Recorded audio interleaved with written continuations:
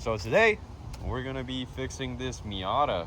We're gonna start disassembling it. The previous owner apparently overheated it. When we picked this thing up, it's not in the best shape, but this blue is very desirable. Very rare option. Not rare, but most of the cars were red, so having a blue one is a plus. This car is overall, there's been a lot of work done to it. Not properly done, but it has a lot of work done to it already. Has a brand new water pump, and for whatever reason it overheated, so I'm gonna be checking why it overheated. So it's got 175,000 miles. It has racing headers, it has full exhaust. It's got a racing bead can in the back, or muffler. It's got aftermarket rims. I'm not sure what those are. Let me see. Racing bead.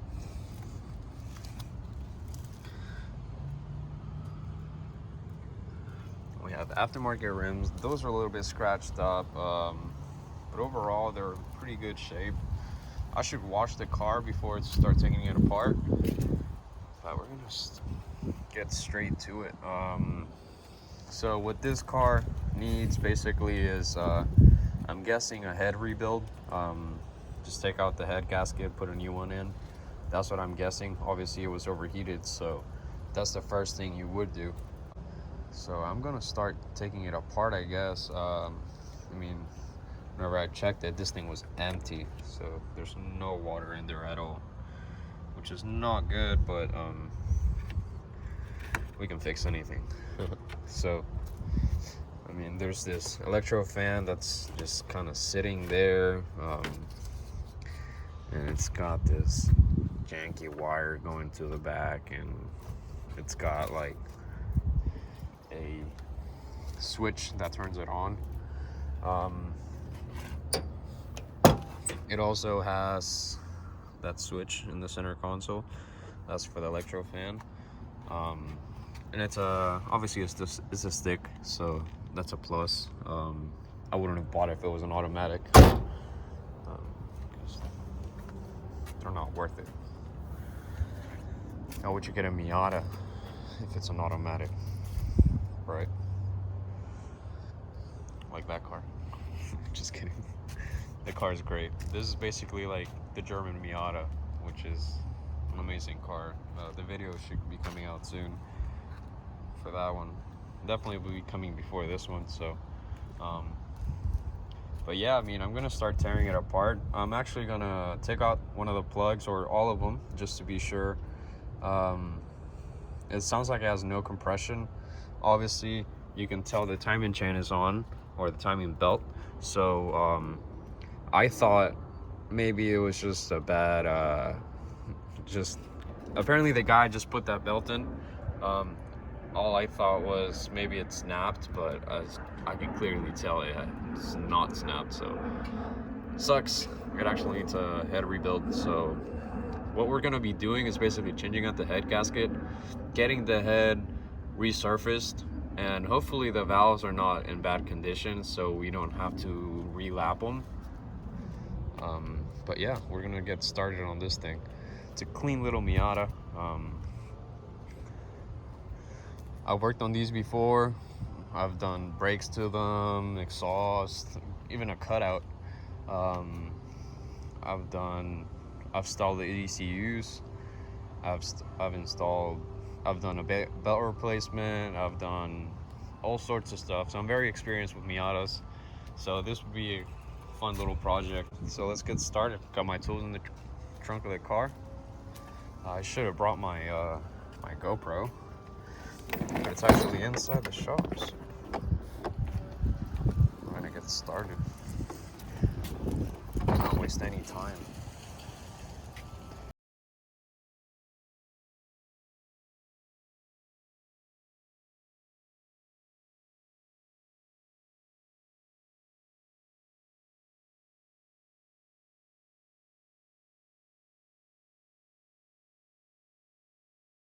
compression test. I basically shoved the towel down the spark plug hole, and I'm gonna crank the engine over to see if the piece of towel shoots back up, or paper towel.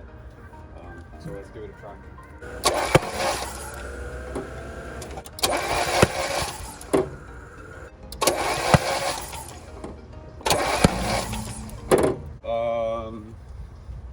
They all work. Obviously, this is kind of like a crappy way of finding out if you have compression, but I don't know the exact numbers. All I know that it should start. These engines are very low compression, so I'm not sure what's going on. We're gonna check spark next to see if there's anything wrong with that. Probably need somebody to crank it, but I'm alone, so it sucks. I'll probably have to do something with the ignition. All right, I'll figure this out real quick. Okay, so we're back. We're going to the Miata. Yesterday I did a compression test, and I got bored halfway through because first cylinder I did a compression test had 30 psi, and this one had 60. The requirements are regularly these engines are supposed to have 130, which would be the minimum, and 165 would be like around the best shape of the engine. So I'm gonna put oil inside the spark plugs, the spark plug holes, so it could drip down into the cylinder. That way we could check if it would be a ring issue or just a head gasket issue. If it still does not want to start, then that means the head gasket's officially blown. The head, or it could be something with the valves too. I'm not too sure. But as we start tearing things apart, we're gonna learn more about the engine, its current condition. So I'm gonna keep, like I said, I'm gonna put oil on the cylinders, double check that it's not just, I don't know, make sure the engine's at least good bottom end wise, because if it needs new pistons or new rings, which would be the reason why it's so low compression, there's no point. I mean, I could just find an engine for $500 and not worry about it, or I could build it, but I mean that's dumping a lot of money into a car that's supposed to be flipped. So the idea is to keep my costs as low as possible.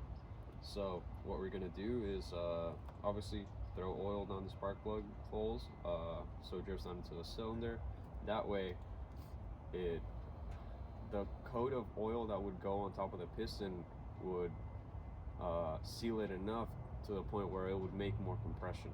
So it's basically like a wet compression test, but what we're gonna be doing is literally just cranking the engine, see if it starts. So we're gonna try that, see with more compression if the engine does anything, and if it doesn't, that means the head gasket's officially in horrible condition, or we could just have, or the engine could be out of timing. So either or, we're gonna figure it out. So we're gonna start throwing oil down the spark plug holes.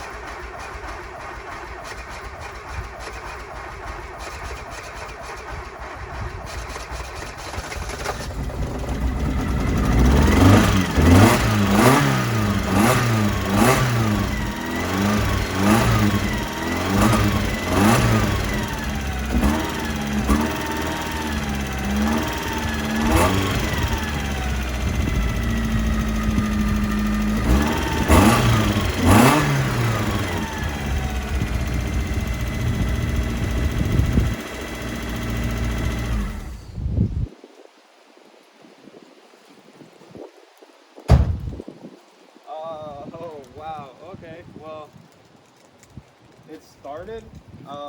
It smoked a lot of it definitely needs a head gasket. But at least bottom end, I believe it's good. Generate enough compression for it to start.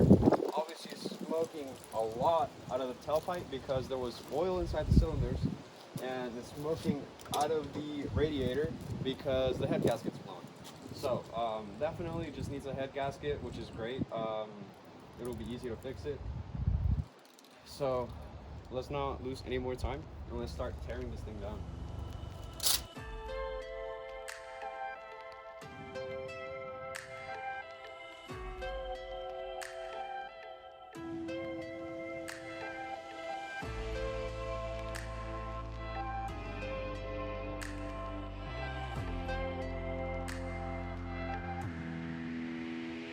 So I got the radiator out. So what's kind of scary is that's everything that came out of it. It was basically empty. There's basically no water in there, or there was no water in there. So that's kind of sketchy. But I mean, we already saw that the engine started, so it's just a matter of taking off the head, putting a new head gasket in it. It should be easy. Obviously it's overheated, so I'll probably need new head bolts and just a head gasket, and obviously the rest of the gaskets for the intake and then the exhaust manifold. So should be easy. But right now I just took off the radiator, put it out to the side. I do have to test that it has no leaks. As you can tell, this one has a big hit right here, and that's one of the hard lines that goes vertical. So that's scary. Hopefully it didn't overheat because of that, or hopefully it did. So we don't have to worry about anything else possibly getting messed up again. So for now, we're gonna leave it here. I'm gonna get back to work on the car. I have to tear this whole thing down today. But I mean, it's a small, tiny car, so it shouldn't take that long. I just keep stripping it and keep it on time lapse.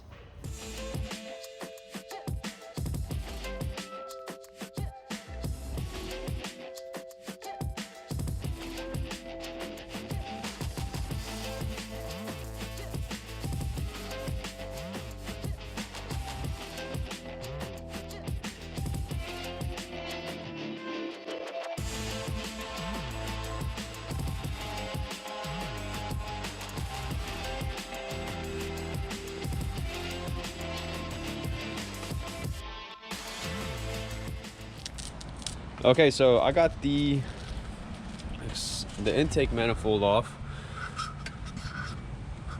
It's already all taken off. Didn't have to do much. Just obviously there's bolts that go straight into the head right here, which I disconnected or unscrewed, and then I disconnected the injectors, this line, the throttle TPS sensor, and the fuel lines. So I put a zip tie on this one, and so I know which one goes where. I put on one of these lines, I put a zip tie too, so I keep everything organized and I know what I'm doing. So for whenever I reassemble. Right now I'm going to take off the exhaust, and then I'm going to start disassembling from the top end, take off the cams and the everything else.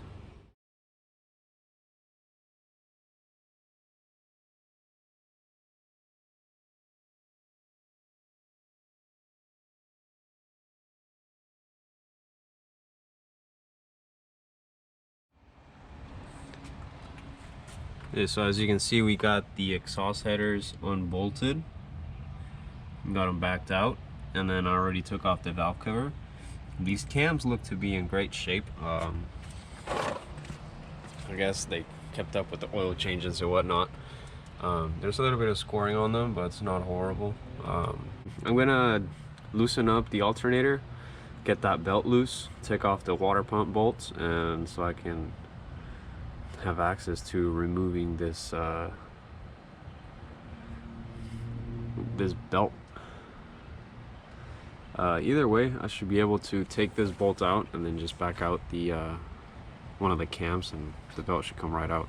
But either way, I'm gonna have to tension it afterwards, so I'm better off just taking off the bottom part, taking off that the plate for the water pump, and then I'll be able to easily put it back together once we're done with resurfacing the head. So I'll get to that now. GoPro still going, I believe. Was definitely 2,000 pictures. Great time lapse.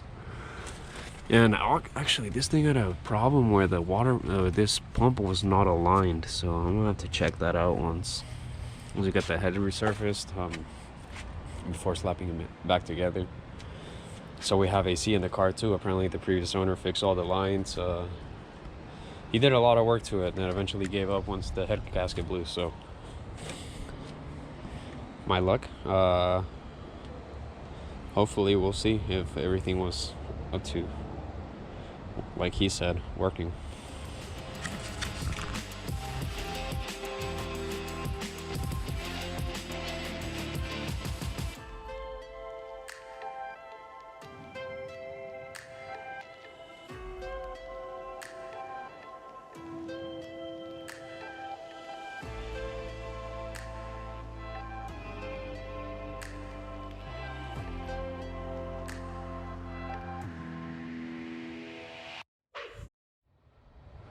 Okay, so we got everything unbolted. We're about to remove the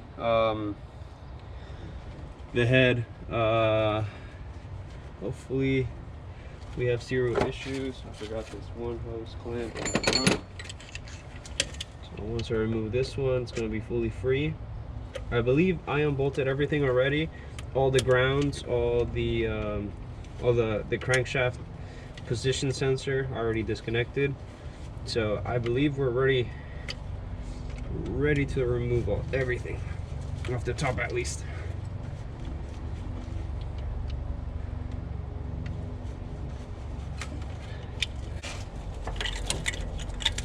Making sure everything's disconnected.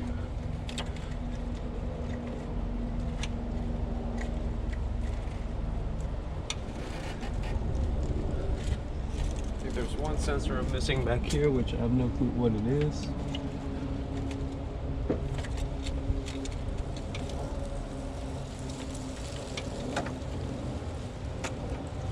All right, there we go.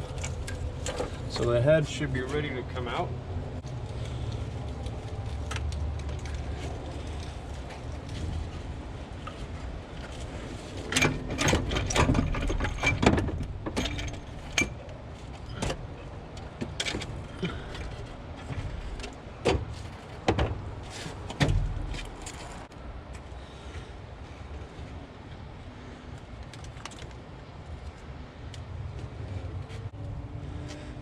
Man, this engine's so small. It's so funny. But the head gasket's here. What it looks like to me is that, honestly, it doesn't look horrible. That's the scary part. Maybe took it off for no reason. Who knows? Either way, all the cylinders have the cross hatch on it, which is great.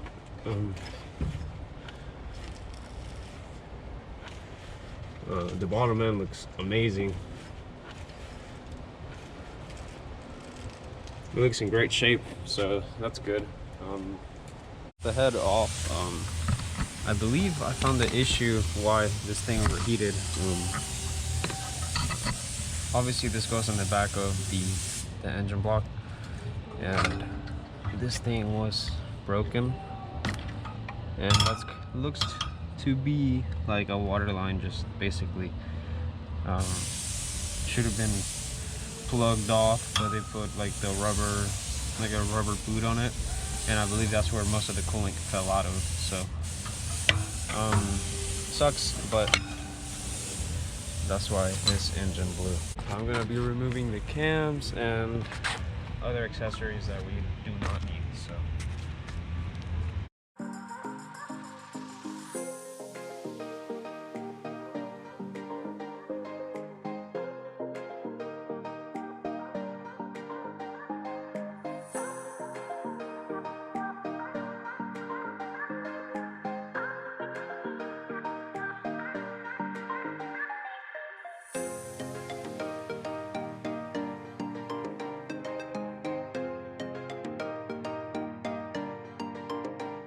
putting brake cleaner inside the intake ports, and the brake cleaner is basically like just compressed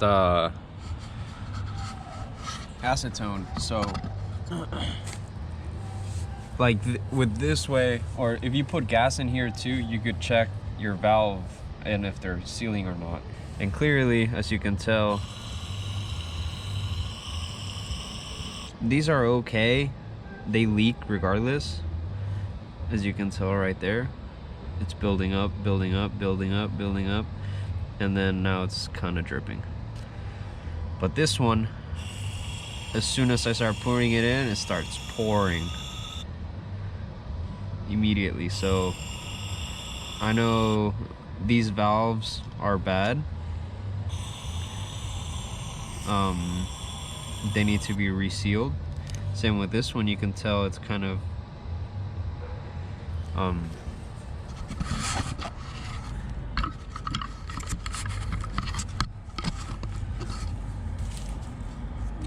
it's losing the brake cleaner through the valves.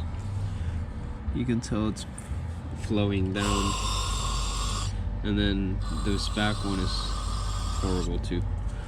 So we definitely need to make sure we do the valves on this because they're bad.